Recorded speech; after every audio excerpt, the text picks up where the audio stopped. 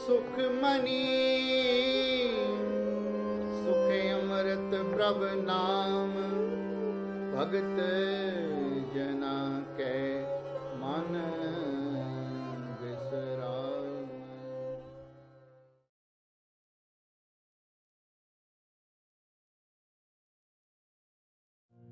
वाहिगुरु जी का खालसा वाहिगुरु जी की फतेह। करो बेनती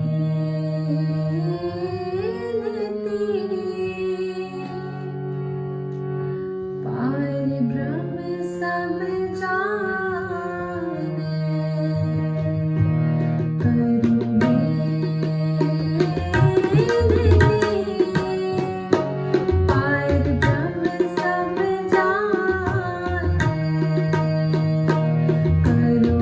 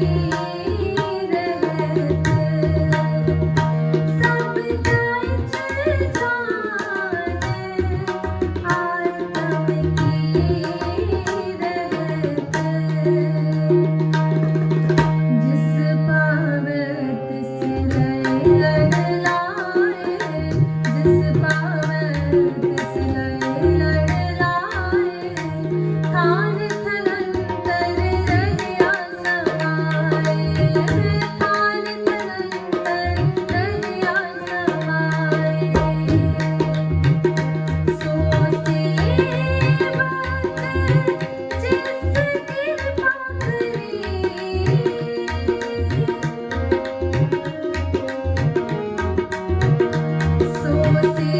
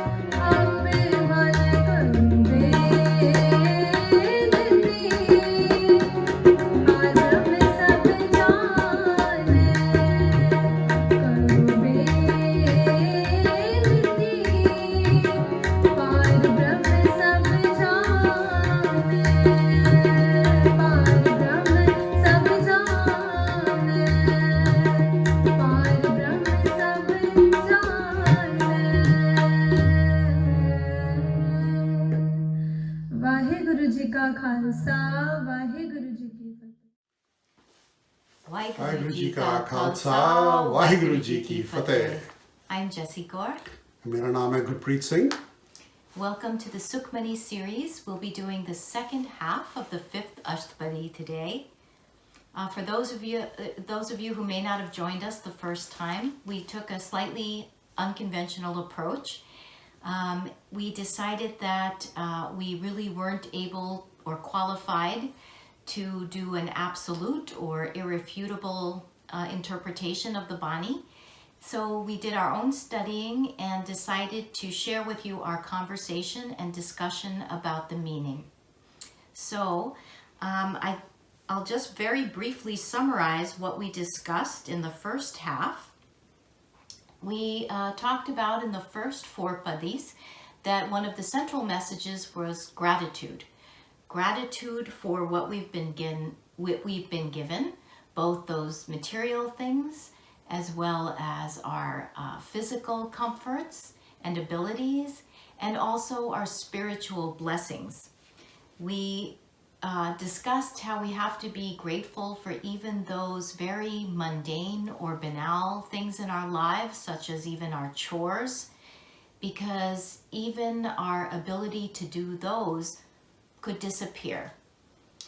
And we also tried to remember that there is always someone who might have less than what we have, and many in the IIGS family have been to the house in New York where I grew up, and there's a plaque with a saying in the sitting room that has always stayed with me that says, "I complained about not having good shoes until I met a man who had no feet." And I think that that is really a lot about what that first message is telling us. We also then discussed that Guruji is talking about the transient nature of many aspects of our lives, particularly our attachments. And we discussed that things, people, and even our own egos are transient.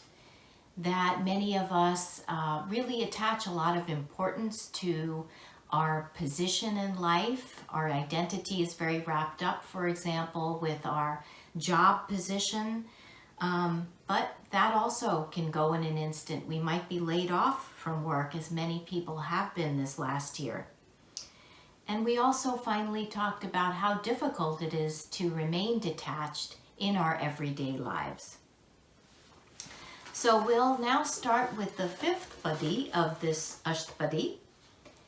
And we're going to read that Bani and also go through an English translation given by Professor Gurpreet Singh and Dr. Jasjit Singh Aulak.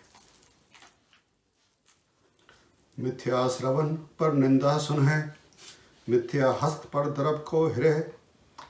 Futile are the ears which listen to the defamation of others. Futile are the hands which grab the prosperity of others. मिथ्या नेत्र पेखत पर त्रियरपाद, मिथ्या रसना भोजन अनसवाद. Futile are the eyes which view the beauty of another's bride. Futile is the tongue which delights in food and other tasteful things without thanking God. मिथ्या चरण पर विकार को तावै, मिथ्या मन पर लोभ लुभावै. Futile are the feet which run to do harm to others. Futile is the mind which is attracted to the prosperity of others. मिथ्या तन नहीं परोपकारा, मिथ्या बास लेत बिकारा. Futile is the body which does not work for the good of others. Futile is the nose which smells evil odors. बिन बूझे मिथ्या सब भये, सफल देह नानक हर हर नाम ले. Without realization, everything is useless. O Nanak, that living body is blessed, which contemplates the name of God. So what do you think is the main message of this padi? Well, I think that in this padi, Guruji is telling us that it is not enough to just appreciate the wonderful things that Guruji has given us. We have to use those things for good deeds and good purposes. And if we do not, then our blessings become worthless. And in this Badi, I think that he's describing all of the ways that we can squander those abilities, those body's physical function abilities, and definitely the abilities of our mind. So clearly, I think that if we're given intelligence, but we use our cleverness to defraud or malign others, for example, then we have failed. What do you think? I agree. I think Guruji is referring to our thoughts, our impulses, and our actions. Guruji gives us examples of what are the negative impulses or actions that will lead us away from Vaheguruji and from spiritual enlightenment, which all of our Gurujis have emphasized in Bani as being our ultimate goal in life. To find everlasting bliss, we have to get rid of all the negative impulses, whether it is lusting for other people's wealth or other people's spouses, or whether it's the greed, the drive to acquire great foods or great wealth that others might possess. And Guruji also condemns negative actions. Those negative actions can include our actual performance of bad deeds, stealing from other people, taking bribes, not showing integrity in our actions, doing deceitful things that will allow us to acquire the wealth that may not rightfully be ours, that we haven't really strived for or worked hard enough for. So that, I think, is the message. I agree with you. Let's go on to the sixth Badi. Birthi साकत की आरजा साच बिना कह होवत सूचा बिरथा नाम बिना तन अंध मुख आवत ताके दुर्गंध बिन सिमरन दिन रैन वृथा बिहाए मेघ बिना ज्यों खेती जाए गोबिंद भजन बिन वृथे सब काम जो कृपन के निरारथ दाम तन तन ते जन कर जय कट बस्यो हर नाव नानक ताके बलबल जाओ. Worthless is the life of a man who has been cast off by God. How without truth can he be pure? Without the name of God, the body of such a blind man is worthless. Foul smell issues from his mouth. Without contemplation of the name, his days and nights pass away in vain, as the crop is ruined without rain. Without devotion to God, all our works are useless, as the wealth of a miser is useless.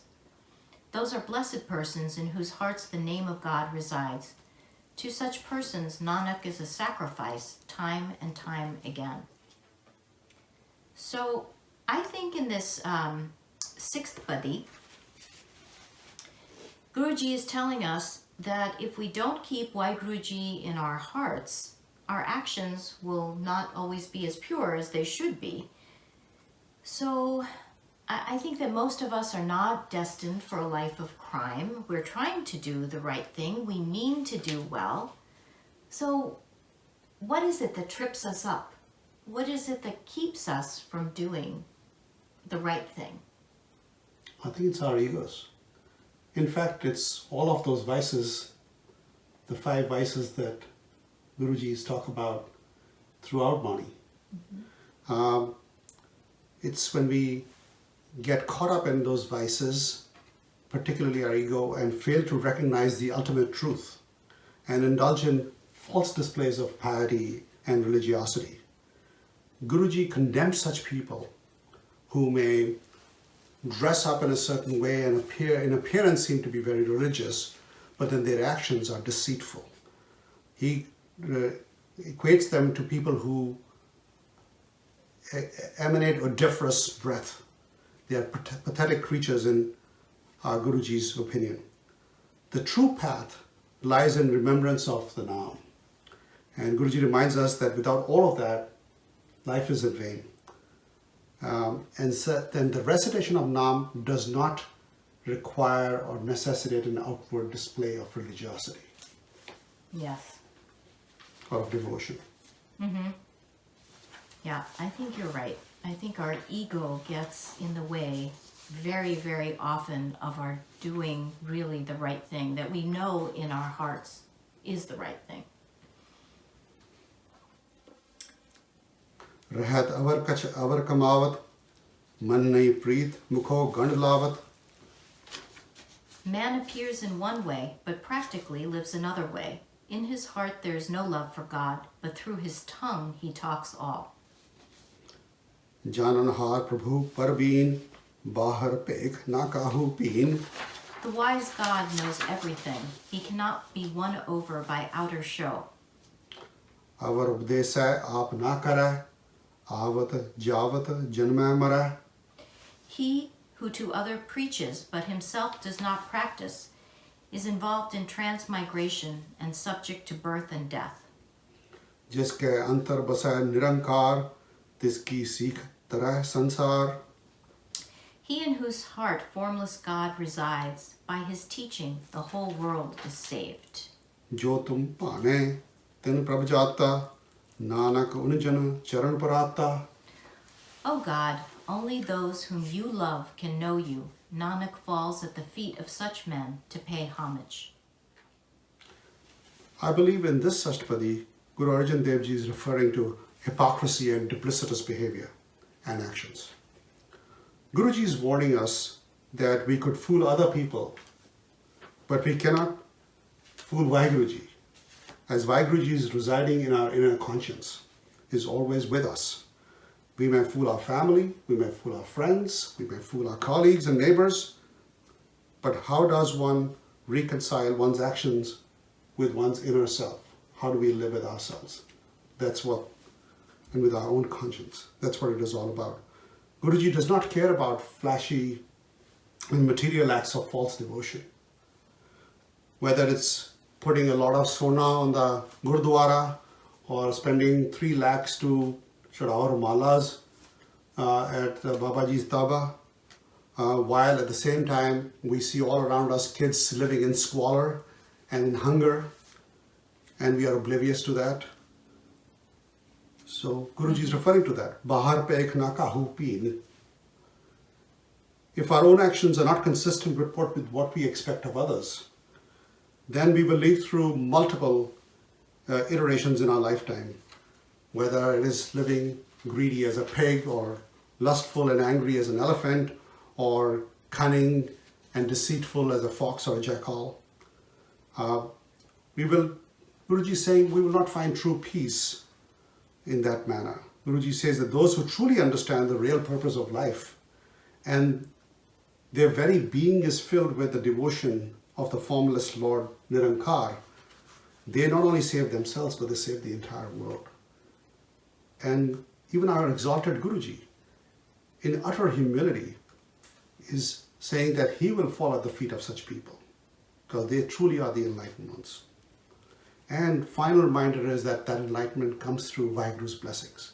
It's not something that we can control or create an expectation of. Jo tum paane tin prabh jata. And then nanak unjan charan prata. Yeah, I agree with that. I think that Guruji is telling us that it's not enough to just go through those actions. The intent to do the right thing must be there. So it's really sometimes easy to talk the talk, but Guruji is reminding us that every day we really have to walk the walk. And so if we're giving a donation purely to have our name on a plaque, the intent of our deed is really not a true one. And what do you think about the issue of birth and deaths and transmigration? Mine was a little bit different, but also probably not the conventional one. I think that our children very much model their behavior on what we do. So I think that as a pediatrician, or more importantly as a parent, we've probably all experienced when our children were very young, you hear them say something and you think, oh my goodness, do I sound like that? Because they are literally parroting what they've heard from us. And so I think that our children really do emulate us and model their behavior after what we do.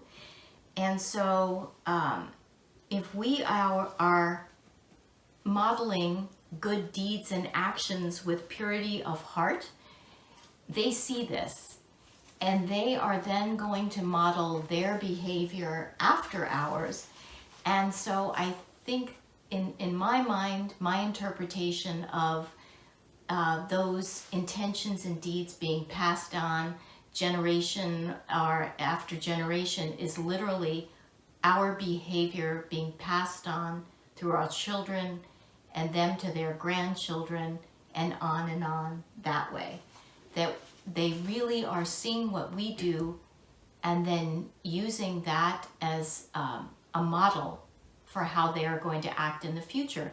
And by the same token, probably very much what we do is a reflection of what we have seen our own parents do, and we have modeled our own behavior after them. So that's how I interpreted Guruji's words here. I think that's an interesting take. It certainly is novel, and I actually can relate to that. I think that makes a lot of sense. And I really do think that our future lifetimes are really our children's lifetimes. And that's also, I think, what Bani is referring to. And what you were saying makes me also remember that not only are our parents role models for our behavior, but the Gurujis themselves are models for us of behavior that we then propagate down through generations, because they're really showing us what the true path of righteousness is. So we are also to emulate their behavior and then pass that down through generations. Yeah. And going through the 10 gurus, from one who was 5 years old to another 93 years old, Guru Harkrishan Ji to Guru Amar Das Ji, when they got their Guru Gaddi, they were able to find spiritual enlightenment at all of those ages. So through their lives, we come to understand that even that enlightenment is not even determined by your age.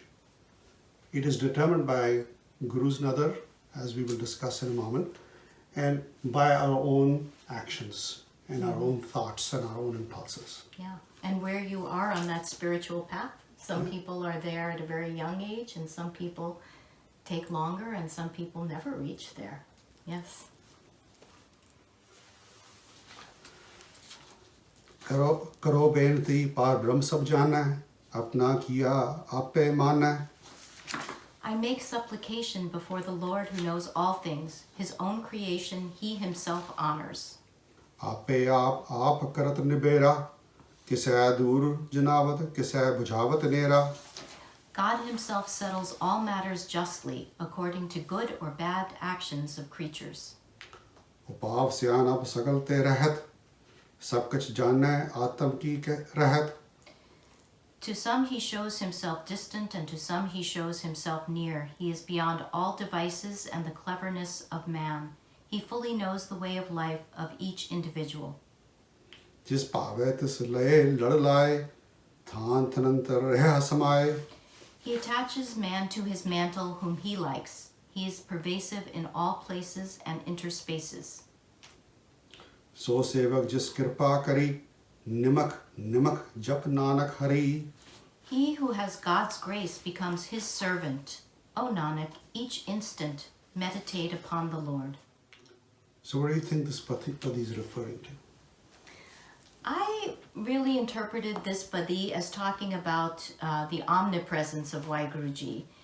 In so many places in Bani, we hear these kinds of words, Tantanantar Reyasamai, or Jaltal Mehil Soy. So I feel that this particular idea in Bani is really unique for me, and many of you may know that I do quite a bit of interfaith work, and I've almost found a kinship for this particular idea that's reiterated in Bani so many times, I've really felt a kinship sometimes with the spiritual practices of some of the indigenous people that I've heard from.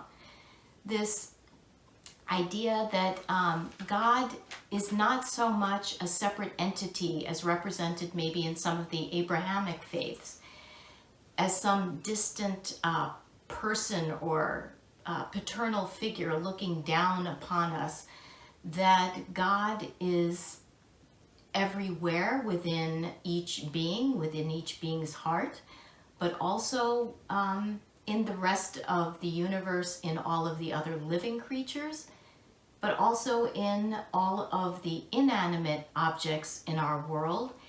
And then Bani even takes it one step further, maybe, than some of those indigenous people describe, and even says within the interspaces of our world, those places that physics hasn't even yet described. So that's what I took from this Badi, and something that I really find unique to our Guru's Bani. I agree. And also I think this Badi is talking also about Guruji's Nadar. That spiritual enlightenment and everlasting peace and the realization of the true purpose of life come through Guruji's Nadar, his blessing. Not everyone will find the destination or even the path. Yes, we need to prepare for that journey through righteous actions, by being decent human beings, by being cognizant of other people's needs, by being humble, by shedding those 5 vices. That prepares us for the journey. Those are the implements, like the right shoes and the clothes and the luggage that we're going to carry to allow us to follow that path.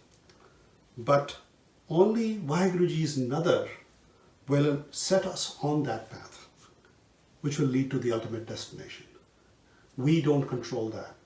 And that's a reflection of ultimate humility, that you cannot create expectations in any of your actions. Your actions should be without expectation. When you're giving and sharing with others, it's without expectation. And that's what is pervasive through our daily lives as Sikhs. And so I think some of the reference in this Bani, I agree with you, it's all about the omniscience and omnipresence of Lord, but it's of Guruji, but it's also about the blessings of Guruji, the Nadar that allows us to recognize that as being the ultimate truth. Jis paave, this lad lie. And then in another line it says, so sevak jis kripa kare. So jis de utte Rab di kripa hondi. So it reminds us not to seek out any shortcuts or clever methods, bribing the Paiji, because there is a 3-hour wait to get into Harmandir Sahib, so we can get a shortcut through and put our 6 lakh Rubala inside before other people, so they can see, oh, what transform lama like that's not going to find us salvation. So again, humility and the hope that we will have Guruji's Nadar to be able to ultimately find ourselves, find that spiritual path, and find ultimate culmination to our lives and give it meaning. True. So I think what we discovered is that there's always so much to think about and contemplate and learn every time we try to really truly delve into the Bani and understand even a small section of it. And so thank you for listening to us as we tried to interpret this beautiful 5th Astpadi. And we definitely want to apologize if we've made any mistakes. I'm sure we have. And we do realize that sometimes some of our thoughts are a bit unconventional and may not be exactly how others would interpret it, but we tried to be honest and tell you what we were really feeling and thinking about the Guruji's Bani. Thank you, and thank you to the IGS family for doing this wonderful series and all of the Devans. We've really enjoyed them and gotten so much from them. Waheguru ji ਕਾ ਖਾਲਸਾ ਵਾਹਿਗੁਰੂ ਜੀ ਕੀ ਫਤਿਹ। ਸੁਖਮਨੀ ਸੁਖੇ ਅੰਮ੍ਰਿਤ ਪ੍ਰਭ ਨਾਮ ਭਗਤ ਜਨਾ ਕੈ ਮਨ